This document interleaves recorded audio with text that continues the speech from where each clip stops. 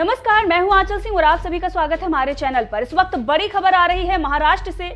महाराष्ट्र में मनसे प्रमुख राज ठाकरे के खिलाफ मामला दर्ज कर लिया गया है। दरअसल उन्होंने अपने सभा में खुलेआम धमकी दी थी। धमकी देने के बाद से ये कहा जा रहा था कि जल्द ही उनकी गिरफ्तारी हो सकती है।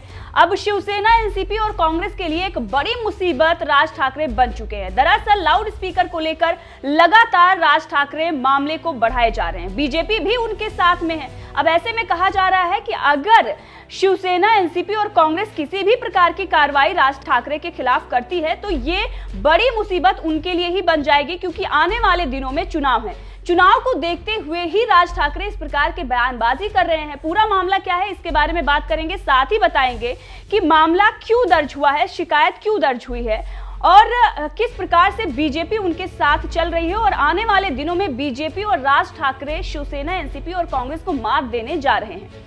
महाराष्ट्र नवनिर्माण सेना के प्रमुख राज ठाकरे के खिलाफ आर्म्स एक्ट के तहत मामला दर्ज हुआ है। ठाणे के नौपादा पुलिस स्टेशन में राज ठाकरे के खिलाफ ये केस दर्ज हुआ है। मुंबई से सटे ठाणे में राज ठाकरे की मंगलवार को उत्तर सभा थी, जिसमें उन्होंने तलवार दिखाई थी। ठाणे के कमिश्नर जयजीत सिंह ने इस बारे में राज ठाकरे के खिलाफ केस दर्ज होने की पुष्टि की है।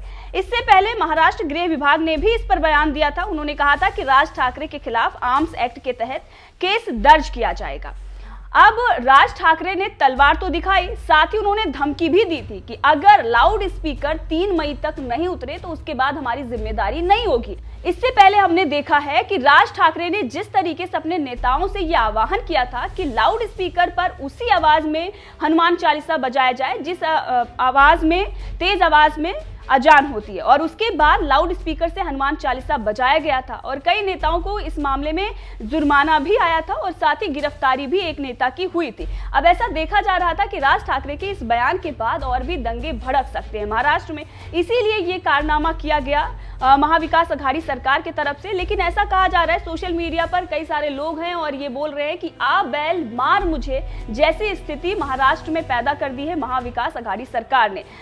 तो आपने देखा कि जो प्रकरण चल रहे थे महाराष्ट्र में, उसमें एक नई खबर इस वक्त आ गई कि राज ठाकरे के खिलाफ एफआईआर दर्ज हो गई है। इसके साथ ही सोशल मीडिया पर और भी कई सारे बयान राज ठाकरे के हैं जो वायरल हो रहे हैं और ये कहा जा रहा है कि राज ठाकरे ने शरद पवार के बारे में जो कुछ भी कहा है उसका भी असर देखने को मिल सकता है कि शरद पवार ने ही किसी तरीके से जुगत लगाई है राज ठाकरे को साइड करने के लिए। लेकिन ये बड़ी मुसीबत बन सकती है। समित ठक्कर जो महाराष्ट्र से हैं, इस बारे में उन्होंने जानकारी दी है, ट्वीट करते हुए बताया है और साथ ही उन्होंने ये भी कहा है कि आ बैल मुझे मार जैसी स्थिति महाराष्ट्र में महाविकास अघाड़ी सरकार पैदा कर रही है। अब इस मामले को लेकर आपका क्या कहना है, कमेंट करके जरूर बताएं।